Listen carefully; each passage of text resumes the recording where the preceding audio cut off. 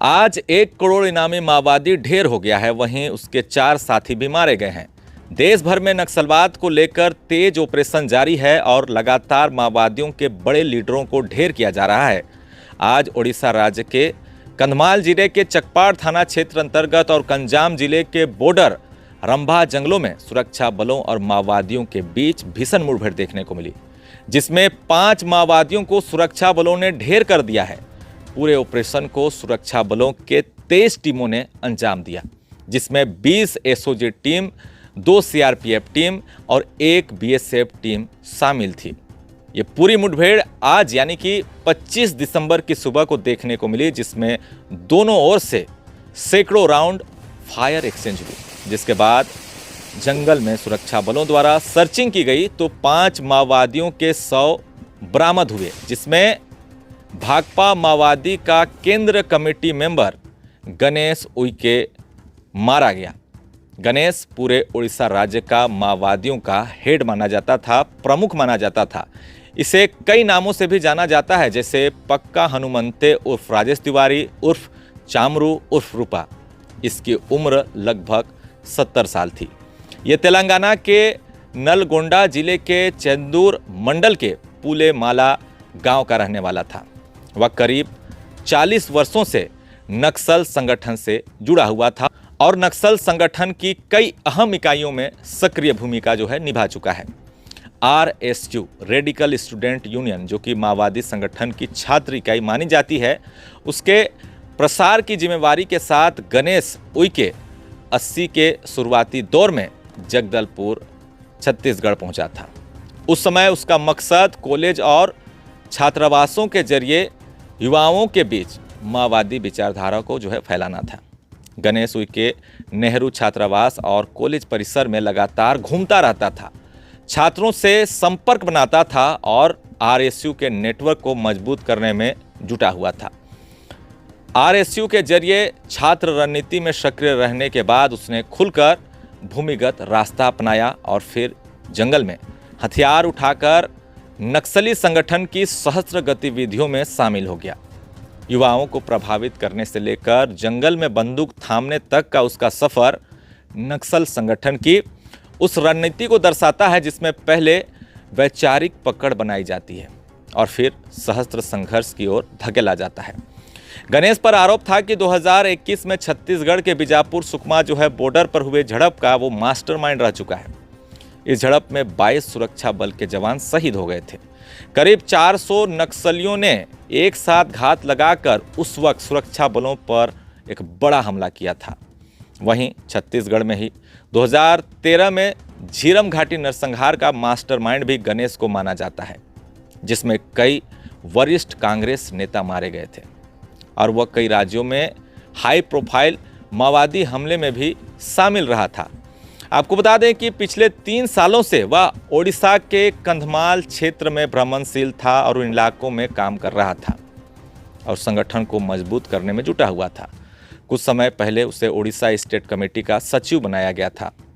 फिर उसे भाकपा माओवादी संगठन का सेंट्रल कमेटी मेंबर भी चुना गया। यह गणेश गुरेला लड़ाई में भी काफ़ी माहिर माना जाता था। यही वजह थी कि वह छत्तीसगढ़ के अलावा तेलंगाना, आंध्र प्रदेश, महाराष्ट्र, झारखंड, मध्य प्रदेश काफ़ी ज़्यादा इलाकों में वो एक्टिव माना जाता था। अपने काफ़ी कम उम्र कहें तो जवानी की उम्र में ही कई राज्यों में लगातार नक्सली संगठन का विस्तार करने में जुटा हुआ था। जब नक्सलियों के खिलाफ बस्तर यानी कि छत्तीसगढ़ में कार्रवाइयाँ तेज होती थी तो अक्सर वहाँ के नक्सली ओडिशा की तरफ भाग कर आ जाते थे, जिसमें गणेश बड़ी भूमिका निभाता था। यही वजह थी कि उसकी तलाश लंबे समय से 7 राज्यों में चल रही थी। आपको बता दें, हिडमा के बाद 1 करोड़ का इनामी नक्सली गणेश देखिए किस तरीके से आज ओडिशा में मारा गया। गृह मंत्री अमित शाह ने इस बड़ी सफलता के बाद सुरक्षा बलों को बधाई देते हुए कहा है कि ओडिशा पूरी तरह से नक्सलवाद से मुक्त होने की दहलीज पर खड़ा है। हम 31 मार्च 2026 से पहले नक्सलियों का सफाया कर देंगे, ऐसा अमित शाह लिख रहे हैं। मई 2024 में गणेश के बॉडीगार्ड मंगल मरकाम को भी सुरक्षा बलों ने मुठभेड़ में ढेर कर दिया था। आज के मुठभेड़ के बाद आपको बता दें, घटनास्थल से 2 इंसास राइफल, 303 राइफल भी बरामद की गई। साथ ही कई गोलियां बरामद हुई है, कई दैनिक उपयोग में आने वाली सामग्रियों को भी बरामद कर दिया गया है। तो देखिए किस तरह से लगातार माओवादियों के बड़े लीडरों को चुन चुन कर ढेर किया जा रहा है। वहीं अब जो है सबकी निगाहें पश्चिम सिंहभूम के जंगलों में है, जहां 1 करोड़ का इनामी माओवादी मिसिर बेसरा अपने साथियों के साथ छिपा हुआ है।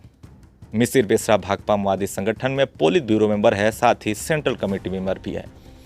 झारखंड में अभी मात्र सबसे बड़ा माओवादी अगर हम कहें तो वो मिसिर बेसरा है और एकमात्र पोलित ब्यूरो मेंबर है। उसके साथ अनलदा, असीम मंडल, 2 केंद्र कमेटी मेंबर भी अभी सारंडा में मौजूद हैं।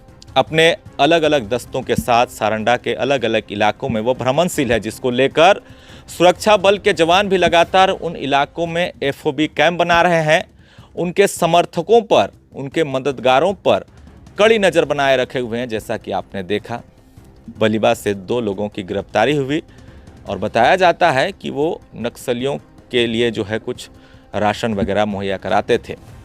बलिबा का वो इलाका जहां आपने देखा होगा किस तरीके से मिसिर बेसरा ने बड़ा नक्सली अटैक कर सैकड़ों पुलिस के जवानों को मौत के घाट उतार दिया था। वहीं बिटकिलसोय इलाके में भी आपने देखा होगा किस तरीके से मिसिर बेसरा के दस्ते के द्वारा एक बड़ा हमला पूर्व में किया जा चुका है। ऐसे में झारखंड में सबसे खूंखार नक्सली मिसिर बेसरा को अब माना जा रहा है। हालांकि इसकी उम्र काफ़ी हो चली है, इसलिए पहाड़ों पर चलना भी उसके लिए अब आसान नहीं है।